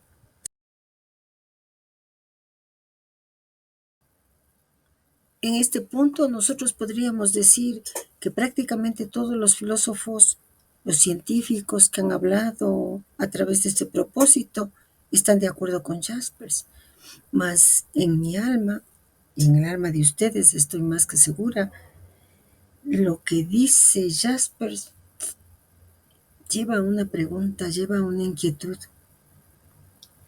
Claro que está dicho de otra manera, en otro contexto, en otro tiempo. Es cierto, en el Vedanta.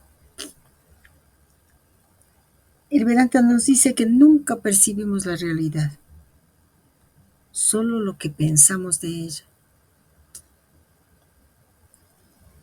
¿Tiene relación estos pensamientos? Escuchemos. Tanto Jaspers como la filosofía Vedanta abordan la idea de que nuestra percepción de la realidad está mediada por nuestra conciencia y nuestras interpretaciones. En el Vedanta se dice que el mundo que percibimos es una ilusión, Maya, y que la verdadera realidad, Brahman, está más allá de nuestras percepciones sensoriales y mentales. Jaspers, por su parte, sugiere que lo que percibimos es solo una apariencia y que hay una realidad subyacente que no podemos captar completamente. Ambos enfoques subrayan la importancia de ir más allá de las apariencias superficiales para buscar una comprensión más profunda de la realidad. Es fascinante ver cómo diferentes tradiciones filosóficas pueden converger en ideas similares. He recordado ese dicho popular que dice que todo depende del cristal con que uno mire. Es eso. Eso mismo que Jasper está diciendo y que el Vedanta señala con tanta insistencia. Y si nosotros llevamos a la práctica, ocurre que el planteamiento que hace el maestro respecto a ese valor fundamental en la era de Acuario, que es la tolerancia, respondería a esta categoría que Jasper señala. Realmente son nuestros constructos mentales, nuestras opiniones, son solo eso, opiniones, no es la realidad. Y que cuando el ego defiende y defiende sus razonamientos, podamos recordar esta enseñanza y trascender, aprender a entender el punto de vista del otro. Bueno, continuemos con el propósito psicológico. En el fracaso del saber, el ser viene hacia mí, me habla Y yo no tengo más que abrirme, escuchar, leer, sentir, ser dócil al texto donde la trascendencia se muestra. Por fin, encontré la dimensión metafísica del mundo, la objetividad absoluta. Esta no es una obra, sino una dádiva que me ha colmado. El universo es la lengua que Dios habla a los espíritus, dice Berkeley. ¿Y Berkeley dijo todo esto? ¿Quién dijo todo esto? Fue la pregunta. Y veamos lo que nos contestaron. La cita que se menciona refleja una profunda reflexión filosófica sobre la relación entre el conocimiento, la trascendencia y la objetividad absoluta. Esta perspectiva es característica de la filosofía existencial y fenomenológica y podría estar relacionada con las ideas de Karl Jasper, quien exploró temas como la trascendencia y la comunicación auténtica con el ser. Jasper creía que en el fracaso del conocimiento racional uno puede abrirse a una experiencia más profunda y auténtica del ser, donde la trascendencia se revela. La objetividad absoluta en este contexto se refiere a una comprensión que trasciende las limitaciones del conocimiento subjetivo y se abre a una verdad más universal y metafísica. Si bien no se puede identificar una fuente exacta para esta cita, la esencia de la reflexión es coherente con las ideas de Jasper y otros filósofos existencialistas que enfatizan la importancia de la apertura y la receptividad a la trascendencia.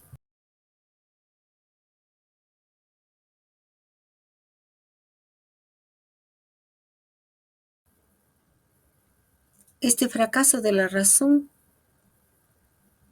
implica reconocer que la razón tiene límites y hace recordar aquello que Guénon nos dijo cuando hablaba de que ingresamos a una vía iniciática, más allá de la razón, mucho más allá, y nos habló de la metafísica. Por lo tanto, de esa necesidad de trascendencia. Y volvemos a insistir, al inicio de esta parte del propósito se nos dice que la filosofía o que filosofar es trascender. Y también me recuerda algo que Vino lo señala y dice sobre la filosofía, que nació como una filosofía de vida y que no es mucho tiempo que los académicos han llevado la filosofía hacia las aulas universitarias, pero que tiene que volver a lo que siempre fue. Y nosotros estamos recibiendo ese conocimiento para poder trascender, para poder continuar nuestro camino. Bueno, volvamos al propósito.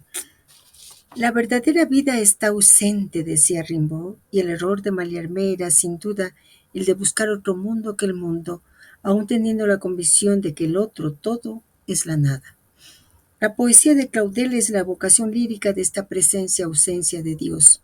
Sabemos que el mundo es efectivamente un texto y que éste nos habla humildemente en su propia ausencia, pero también de la presencia eterna de algún otro, es decir, su creador, que vemos todas las cosas como enigmas y como en un espejo, que el mundo es como un libro escrito por dentro y por fuera, y que los visibles están hechos para llevar conciencia de los invisibles.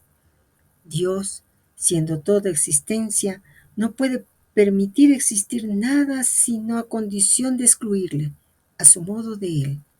Todo perece. El universo no es más que una manera total de no ser lo que es. Toda la naturaleza entera está ocupada de nacer. Nacer con la inicial negativa, es decir, ser lo que no es decir, la imagen de lo que es terminante y terminado, de lo que no tiene principio. En el arte poético, el poeta canta la analogía del mundo, sufriendo de su no ser. El poeta es la existencia, es decir, anima animus. Es así como puede eternizar lo que perece y repetir mediante el verbo humano el verbo divino. Esta idea conlleva directamente el deseo de eternidad, por lo cual Sartre predica la desesperación.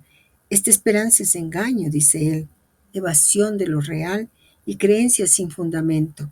La mayor parte de los hombres sueñan existir como fuera de las cosas, del transcurso del tiempo, de una eternidad de que se apoderaría como tal, una eternidad para sí. Y recordemos, el para sí se refiere a la existencia consciente, es decir, la conciencia humana.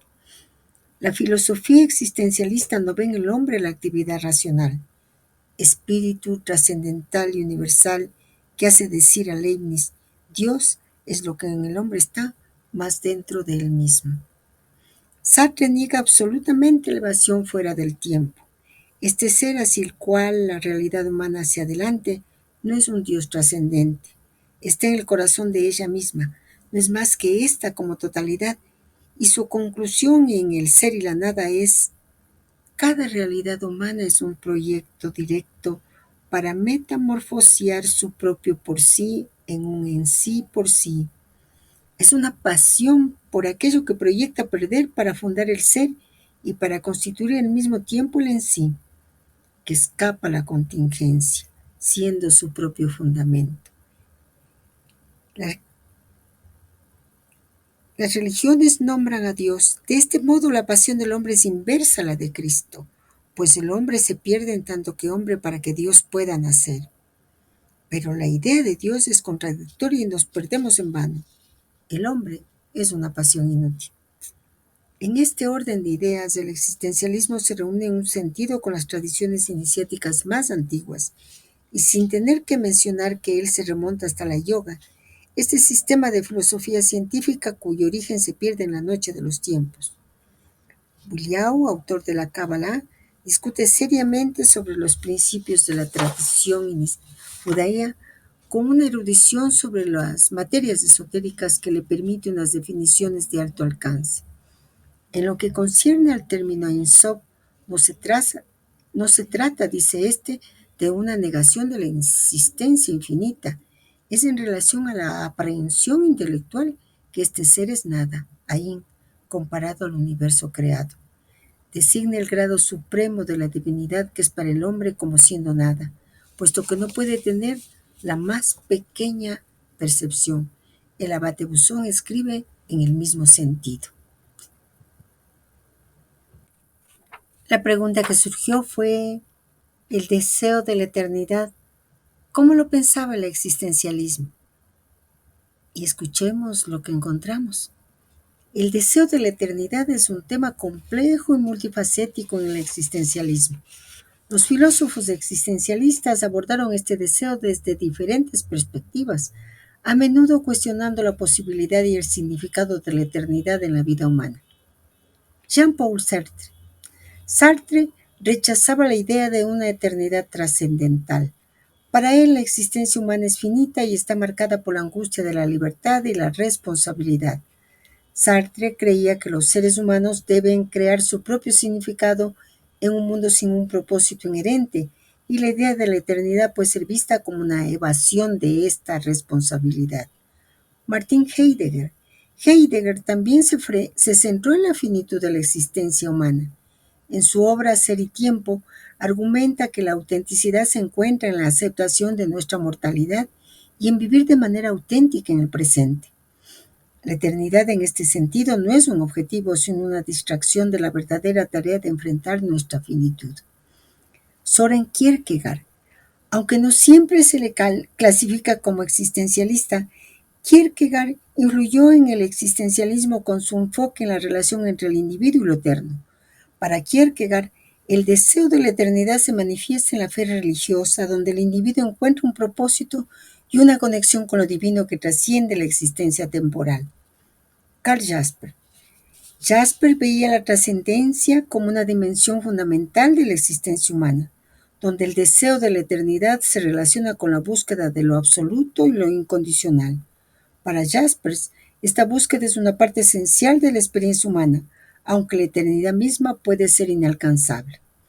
En resumen, el existencialismo aborda el deseo de la eternidad desde una perspectiva crítica, enfatizando la importancia de enfrentar la finitud y la responsabilidad de crear significado en la vida presente.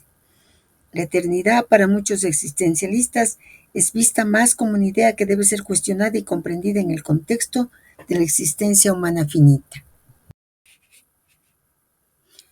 Y hablar del deseo de la eternidad es un deseo que todos tenemos.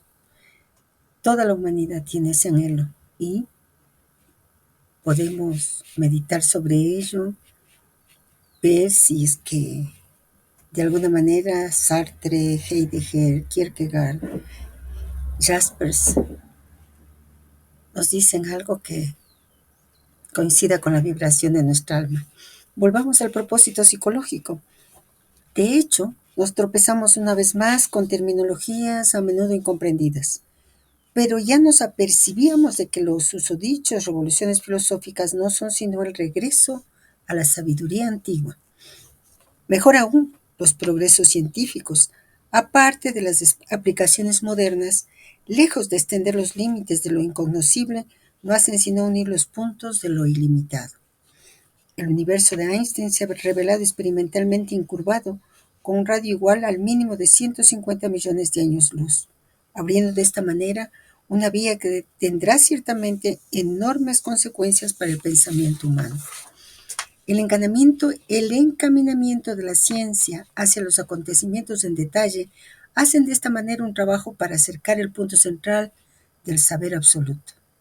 El señor Luther Evans, director general de la Organización de las Naciones Unidas, empieza su prefacio en el libro 16 de la UNESCO y su programa.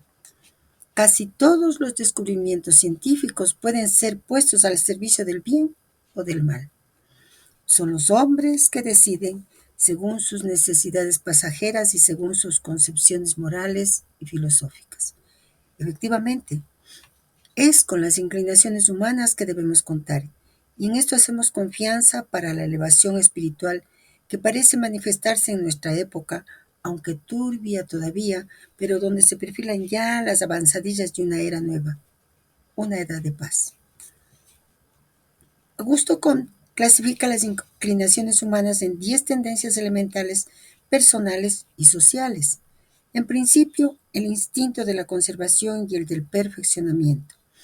Aunque el primero se distingue en conservación del individuo en lo que concierne a la especie y cruza sobre el segundo, este exige también dos principios diferentes, uno sexual y el otro material. Los tres primeros términos de la serie afectiva comprenden, pues, tres instintos conservadores, el de la nutrición, el sexual y el maternal. Para llegar a los 5 instintos egoístas es necesario añadir una combinación entre los dos instintos de perfeccionamiento. Es lo que Comte califica de militar e industrial, es lo que empuja a el ser a mejorar su condición. La serie afectiva se extiende a continuación a las inclinaciones intermediarias que hacen distinción entre dos potencias, temporal y espiritual. Estas son las tendencias sociales o altruistas. Finalmente, las inclinaciones superiores, cariño, veneración y el instinto supremo, la bondad o el amor universal. Y como hemos hecho con los otros filósofos, también tenemos preguntas para profundizar el pensamiento de Comte. Si él clasifica las inclinaciones humanas en 10 tendencias elementales, ¿y cuáles son estas? ¿Y qué decía sobre ellas? Augusto Comte, el padre del positivismo, clasificó las inclinaciones humanas en 10 tendencias elementales divididas en personales y sociales. Aquí un resumen de cada una de ellas. Instinto de conservación incluye la nutrición y la autopreservación. Instinto de perfeccionamiento se divide en dos principios, el sexual y el maternal. Instinto militar, relacionado con la defensa y la protección. Instinto industrial, enfocado en la mejora de las condiciones de vida a través del trabajo y la producción. Inclinaciones intermediarias. Distingue entre dos potencias, temporal y espiritual. Cariño, la inclinación hacia el afecto y el amor. Veneración, el respeto y la admiración hacia los otros. Bondad o amor universal, la inclinación suprema que abarca la caridad y la no violencia. Comte creía que estas tendencias eran fundamentales para entender el comportamiento humano y la organización social. Su enfoque buscaba integrar tanto los aspectos egoístas como los altruistas de la naturaleza humana, promoviendo un equilibrio entre el desarrollo personal y el bienestar social. ¿Por qué el maestre nos regresa al pensamiento de Comte? Consideramos que lo que él mismo señala a continuación aclara el propósito. Leamos nuevamente el PP. Es en este último plano que las religiones se han dedicado a predicar, desde la caridad cristiana hasta la ahimsa de los hindúes. Este amor universal es el ejemplo dado por los grandes instructores, los mesías, los maestros del vehículo supremo iniciático. Cierto, la bondad a menudo es especulativo, y que sea directamente como la masa católica que espera un paraíso o indirectamente como los adherentes de las sectas teosóficas que esperan una mejor reencarnación. Ese deseo de perfeccionamiento está dirigido sobre todo por una inclinación egoísta. A pesar de aceptar el principio de la reencarnación, no hay que creer que todas las filosofías orientales tienden hacia este egocentrismo, y Kant ha sabido demostrarlo muy bien. Este filósofo alemán es el primer europeo que tomó por base filosófica la razón pura, como los orientales. Su obra crítica de la razón pura, aparecida en 1781, precedía de este modo en Occidente los trabajos de los indianistas que hicieron su aparición en el siglo XIX. Su obra enseña, en resumen, a ser exactamente la parte de la razón en todas las partes del conocimiento humano y por ahí dar cuenta de la conciencia. Schopenhauer, el discípulo más comprensivo de Kant, era nombrado a veces el budista perdido en Occidente, aunque fue más bien un ferviente de los Vedas. Aceptando naturalmente la teoría de la reencarnación, habla también del Maya, la ilusión, el espejismo, y en este sentido define la materia como una mentira verdadera. Bueno, y sobre este punto de la reencarnación consideramos necesario recurrir a nuestro viejo amigo Ananda Kumaraswamy. ¿Lo recuerdan? Él nos transmite lo que enseña la tradición sobre la reencarnación. Escuchémosle. Ananda Kumaraswamy, un destacado estudioso del arte y la filosofía oriental, tenía una visión particular sobre la reencarnación. Según él, la reencarnación, entendida como el retorno de las almas individuales a otros cuerpos en la tierra, no es una doctrina ortodoxa india, sino más bien una creencia popular. Kumaraswamy enfatizaba que muchos de los conflictos entre la religión y la ciencia se deben a malentendidos mutuos sobre sus términos y campos respectivos. Para Kumaraswamy, la religión trata del porqué de las cosas, mientras la ciencia se ocupa del cómo. En este contexto, la reencarnación se ve más como una cuestión metafísica que científica. Su enfoque se centraba en la idea de que la existencia de Dios y la creación del mundo son procesos eternos y simultáneos, más allá de las limitaciones del tiempo y el espacio. Bueno, el maestro ha señalado que estas aspiraciones son egoístas. Y vamos sobre la reencarnación a profundizar mucho más en el propósito 12. Mas lo que plantea Kumaraswamy nos tiene que hacer pensar. Una vieja amiga, bueno, no vieja tanto por la edad, porque es bastante menor a mí, pero hace muchísimos años, filosofando, reflexionando sobre este punto, decíamos, realmente, cada uno de nosotros, hija de fulano y sutano, que ha transcurrido su vida haciendo esto o esto otro, podrá reencarnar. Cuando la enseñanza de Jesús el Cristo dice que en polvo eres y en polvo te convertirás. Por lo tanto, ¿en qué consiste la reencarnación? Y no es una respuesta definitiva, nunca hay respuestas definitivas, pero al menos algo que vislumbramos y que ha guiado nuestra búsqueda es que efectivamente nosotros morimos para lo que no somos y renacemos. Si eso es reencarnar, hemos reencarnado incontables veces. Sigamos con el propósito psicológico. Dice, con brevedad, incluso fuera de la concepción de la migración de las almas, hay series que han realizado el amor altruista verdadero. Se puede juzgar de la potencia del perdón de un Gandhi, por ejemplo, que moribundo bajo el golpe de su agresor tiene la sublime caridad de pronunciar la última palabra, ahimsa, no violencia, último término para salvar a su asesino del castigo, lo que hace del Mahatma, textualmente alma grande, un santo. Reencarnación y transmigración o migración de las almas son dos términos diferentes, pero que a veces nos confundimos. Por eso es mejor aclararnos este término. Escuchemos lo que nos dicen. La concepción de la migración de las almas, también conocida como metempsicosis o transmigración, es una creencia que se encuentra en varias tradiciones filosóficas y religiosas. Aquí un resumen de algunas de las perspectivas más conocidas. En el hinduismo, la reencarnación es una parte central de la creencia en el ciclo del samsara, el ciclo de nacimiento, muerte y renacimiento. El alma, Atman, pasa por múltiples vidas hasta alcanzar la liberación moksha del ciclo de samsara. Budismo, similar al hinduismo, el budismo también enseña la reencarnación, pero con un enfoque en el karma y la acumulación de méritos. El objetivo final es alcanzar el nirvana, un estado de liberación del ciclo de renacimientos. Platonismo, la filosofía de Platón, la transmigración de las almas es una idea importante.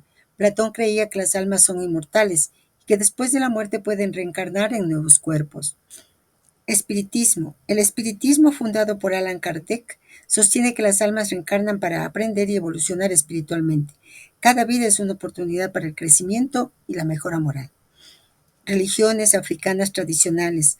Muchas religiones africanas tradicionales también creen en la reencarnación, donde las almas de los ancestros pueden regresar a la comunidad en nuevos cuerpos. Estas son solo algunas de las muchas interpretaciones de la migración de las almas. Cada tradición tiene sus propias variaciones y matices, pero todas comparten la idea de que el alma continúa existiendo más allá de una sola vida. Coinciden en muchos aspectos de estas tradiciones y he recordado algo que el budismo tibetano dice respecto al libro tibetano de los muertos, el famoso libro tibetano de los muertos. Dice que ese libro ha sido escrito precisamente para quienes estamos encarnados, para quienes estamos vivos, para que podamos ver nuestro paso por esa, como dice aquí, el ciclo del samsara, el ciclo del nacimiento, de la muerte y del renacimiento. La posibilidad es la liberación del karma. Todo esto nos tiene que hacer reflexionar de qué mismo se trata, de qué mismo nos están hablando, cómo le toca, qué vibración sutil de nuestra alma está tocando toda la enseñanza. Para filosofar sobre ello, pero recordemos, filosofar es trascender. Y volvamos nuevamente al propósito. Los Viriyadika están siempre a la búsqueda de oportunidades para ponerse al servicio de los otros. Son los bodhisattvas energéticos, enérgicos, y corresponde un poco a los karma yogis de los hindúes. Hay tres clases de bodhisattva. Los panadikas, intelectual, que desarrollan la sabiduría por la vía del conocimiento, la razón que guía. Los sadhatikas, devotos, que buscan la inspiración venerando a Buda, la religiosidad anima. Y en fin, los virayadikas, cuyo tiempo es mucho más largo para alcanzar el estado de Buda, textualmente iluminado. El término bodhisattva, cuya forma sánscrita debería ser bodhisatta, en pali bodhisatta, se aplica a los grandes espíritus liberados y que mantienen su encarnación para salvar a otros seres. Aunque el ideal bodhisatta es exclusivamente budista, un bodhisattva no es necesariamente budista. En fin, según la tradición, se dice que la fuerza espiritual de estos devotos de la sabiduría es suficiente para mantener el equilibrio pacificador del mundo. Aparte de los grandes iniciados que irradian su magnetismo sobre la corriente esotérica que hace evolucionar a la humanidad, es bueno ver sobre el plano cultural y social a las convenciones consagrándose a levantar el nivel de vida y trabajar de una manera general a preparar un mundo mejor. Y como la propuesta inicial hace relación a ese voto bodhisátvico, es importante que podamos profundizar un poco más de qué se trata. Los bodhisattvas son figuras importantes en el budismo, especialmente en las tradiciones Mahayana y Vajrayana. Aquí tienes un resumen sobre ellos. Definición. Un bodhisattva es un ser que ha alcanzado un alto nivel de iluminación y compasión y que ha decidido posponer su entrada en el nirvana para ayudar a todos los seres a alcanzar la iluminación. Compromiso. Hacen votos de ayudar a todos los seres sintientes a liberarse del sufrimiento y alcanzar la iluminación. Este compromiso se conoce como el voto del bodhisattva. Perfecciones, paramitas. Los bodhisattvas practican las 6 perfecciones paramitas para desarrollar sus cualidades y ayudar a otros. Estas son generosidad, dana, moralidad, sila, paciencia, shanti, esfuerzo, virya, meditación, dhyana, sabiduría, prajna. 4 ejemplos famosos. Algunos bodhisattvas muy conocidos incluyen a Avalokiteshvara, el bodhisattva de la compasión, Manjushri, el bodhisattva de la sabiduría, y Ksitigarbha, el bodhisattva de los seres del infierno. 5. Iconografía. Los bodhisattvas son a menudo representados en el arte budista con múltiples brazos, ojos o cabezas, simbolizando su capacidad para ayudar a muchos seres simultáneamente. Los bodhisattvas son venerados y respetados por su inmensa compasión y dedicación al bienestar de todos los seres. Su ejemplo inspira a los practicantes budistas a seguir el camino de la compasión y de la sabiduría. Nos dicen que es el Mahayana y Vajrayana que consideran esta figura del Bodhisattva. Mahayana, nos comenta el maestro, significa grande. Yana es camino o sendero o vía. Y Vajra es rayo, por lo tanto, camino del rayo. Son considerados los 2 caminos como los caminos iniciáticos dentro del budismo. Y ustedes han escuchado muchas veces al Dalai Lama hablar de la compasión. Es el tema central del budismo. Y bueno, de lo que nos comentan, largo es el camino del bodhisattva, requiere de mucha dedicación, lleva toda una vida, al menos para nosotros 36 propósitos psicológicos. Mas ese es el camino que nos señalan desde el inicio del propósito 1. Si no, pues revisémoslo. Ya hemos dado el voto. Por tanto, a caminar, a seguir caminando. Volvamos al propósito psicológico. Nada sería más lógico que ver presentar una conclusión en forma de expuesto político o todavía el establecimiento de un programa social. La situación actual pide, por cierto, una solución de ciertos problemas, pero esta no es nuestra misión, que se limita a aclarar, educar y mejor todavía filosofar. Se conoce nuestra proposición por un mundo ideal, una generación de yogis, un gobierno mundial de iniciados, una gran fraternidad universal. Podría tratarse de una organización social sobre las bases de las sociedades esotéricas del pasado, pero ciertamente no el de establecer una familia humana según los planos de una francmasonería moderna.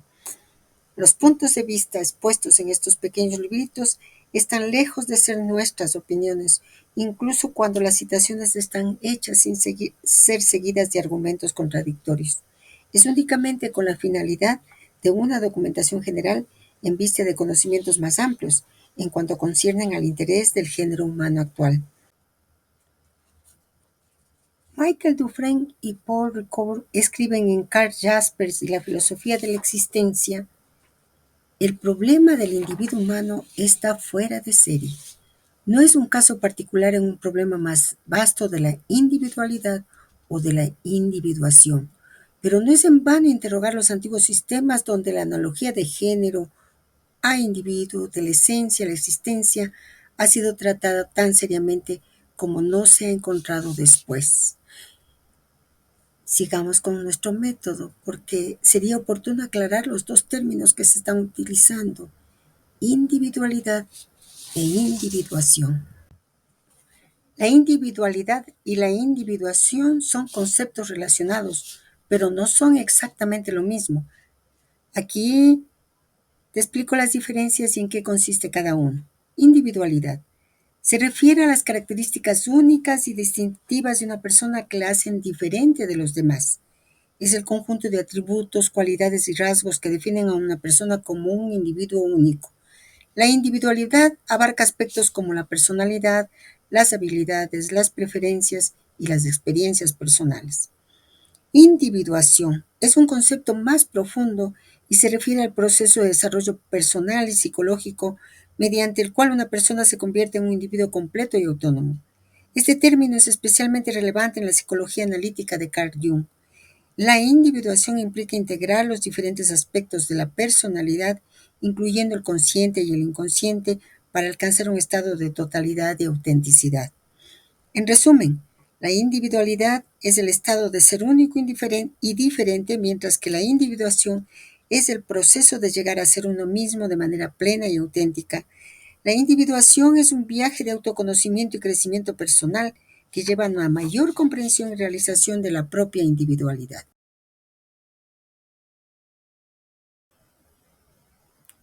Saben, amigos, que en astrología se habla de que la posibilidad de llegar a ser un individuo es realizando toda la carta natal, no solo donde está ubicado el sol en Leo, el sol en Acuario, el sol en Cáncer, el sol en Escorpio, sino que tenemos un Marte, tenemos una Venus, un Mercurio, un Júpiter, un Saturno, y luego los transpersonales. Esos tres transpersonales que si no logramos ser individuos nos pueden aplastar, dicen los astrólogos.